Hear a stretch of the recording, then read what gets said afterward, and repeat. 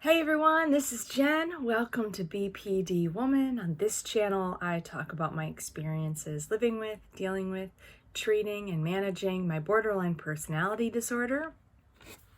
This channel is for any of you who are the same, living with the disorder, who are recovered from the disorder, who may be friends or family of those with the disorder, or who just would like some more information. So welcome.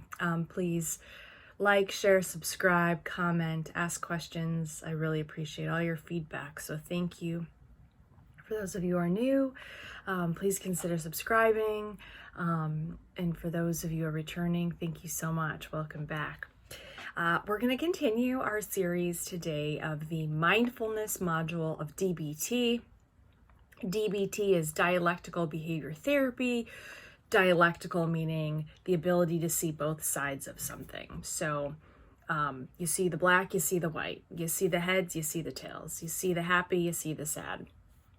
It's an ability to, the modality of the therapy hopes to strike an ability in those of us with borderline who tend to split or have black and white thinking or very stringent thinking, to instead consider both parts, both the sad and the bad, both the happy and the angry. And here we go. So we're talking about the DBT module of mindfulness. Now, to preface, as I do in all my videos, I'm not a doctor, teacher, licensed psychologist, PhD. I am, however, someone who has lived with the disorder for 20 years, who has read every major study, book, has completed every workbook, not every, but a lot, and has completed multiple rounds of DBT. So I think that gives me a pretty interesting perspective. Now, when it comes to mindfulness, I think that there is a lot of confusion around mindfulness. It's a hot word right now. It's out there. Everyone, is on the mindfulness bandwagon. But what is it really? Well, there is an author, Jon Kabat-Zinn, and he talks a lot about. He's an author. You can check out his books. Jon Kabat-Zinn.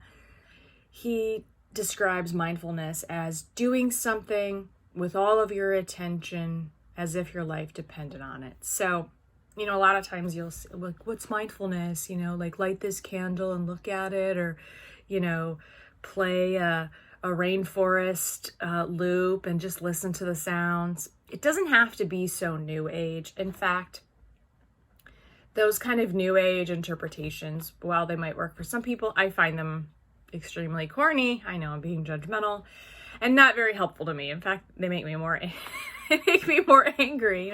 Sit here, listen to this tape, analyze these words, whatever. It doesn't have to be like that. And we'll talk about, when we get to the mindfulness technique of being one mindful, of exactly what I mean by that.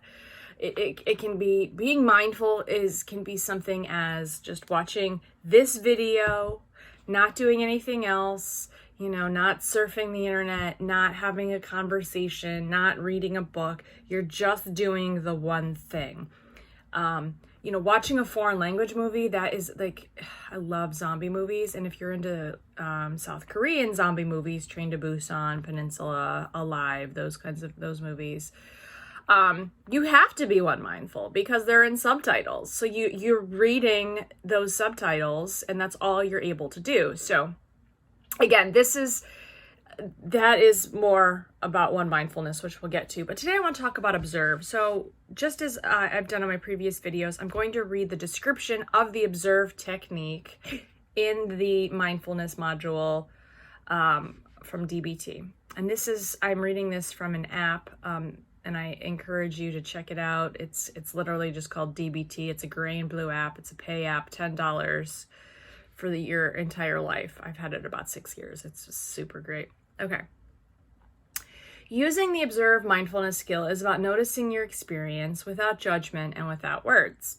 The observe mindfulness skill is often one of the harder skills for people to achieve, since our minds are often so busy with words. A helpful way to achieve the observe mindfulness is to practice noticing the positions of your body. And then they kind of go on to this description, which may or may not be helpful to you. Imagine that you are standing on the bank of a river and watching the water and debris float by without using words. As the water floats by, you are just noting the items in the river. You are not trying to understand where they came from, where they're going, or why they're there in the first place. You're just noticing that they are there. And once they leave your field of view, your awareness moves to the next item, which is a nice way of saying not to fixate on one thing. Just as things come and go, let them come and go. So, the observe technique.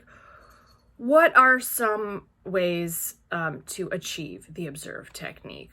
Well, one of them for me is listening and observing my body. So when you're hungry, obviously you get that kind of grumbling in your stomach, that tightness. If you're sleepy, you observe like you're having trouble concentrating, your eyes are kind of going everywhere. If you're thirsty, you notice that your throat's dried up, like, you are, you're dehydrated, you're not going to the bath, you're not peeing as much, right? Those are easy ways to observe. And tuning into the body, I think, is really essential because, your body, I heard someone say, your body will never lie to you, but your mind will play tricks, right? So, your mind might say, stay in this job, go on another date with this guy. It's okay. Give it another chance. Go ahead, buy that car. You'll figure it out later. But your body will often not lie to you. And, you may feel this in ways such as your stomach tightening or, your hands trembling, or, your muscles tensing, a tension headache. These are really good indicators that something is amiss with your body. And so it helps to observe that and investigate, become an investigator onto yourself. Why does my head hurt? Why am I not sleeping at night? Why does my stomach hurt? For me, if something's really off in a relationship, I will feel it in my gut. The example I gave in the last video about breaking up with that boyfriend, my gut and like this part of my body felt tense almost all of the time once we started having these conflicts. And I knew, I was like, wow, my body feels really terrible. This is not good. This is not good. Another example was, observing. Another example that I can use is that, I recently kind of ended a friendship with someone, and we had many back and forths. She has her own issues, but as we all do, but, she would do something, make an amends. I'd be like, fine, I need friends. Some friends are better than no friends. Then it would go back and there would be like another dust up. And then finally I was like, this is it. Like, I've had enough. Like, I've given you plenty of chances. And it's fine to give people a few chances. We're all human. But if you observe a pattern of behavior that's repetitive, then it's helpful. I think it's helpful to really sit down and investigate why do I feel this way? And an easy way to use the observe technique is to observe how you feel after an interaction with someone. So oftentimes after these interactions with her, I left feeling uneven, unsettled, angry, pissed, upset, confused, hurt. Those adjectives that I just described, those are not things that you generally would like to feel after a good relationship, On the flip side, I had a friend come over not long ago for dinner, and when she left, I felt happy, light, connected, fun, that we had a good time, right? So it's helpful to use the observe technique. Other ways, oftentimes black and white thinking, I used to tell my therapist, yes, of course I use black and white thinking. It's the quickest way to splitting and being judgmental, right? Oh, we have some coffee here. those of us with BPD have a tendency to go black or white or split or, you know, idealize, demoralize people or situations. So observing is helpful in that it helps to holistically heal that black and white thinking so that you can become more effective at really gauging a situation and becoming more masterful in noticing things. You know, if you're trying to be less judgmental, observe is a great way to do so.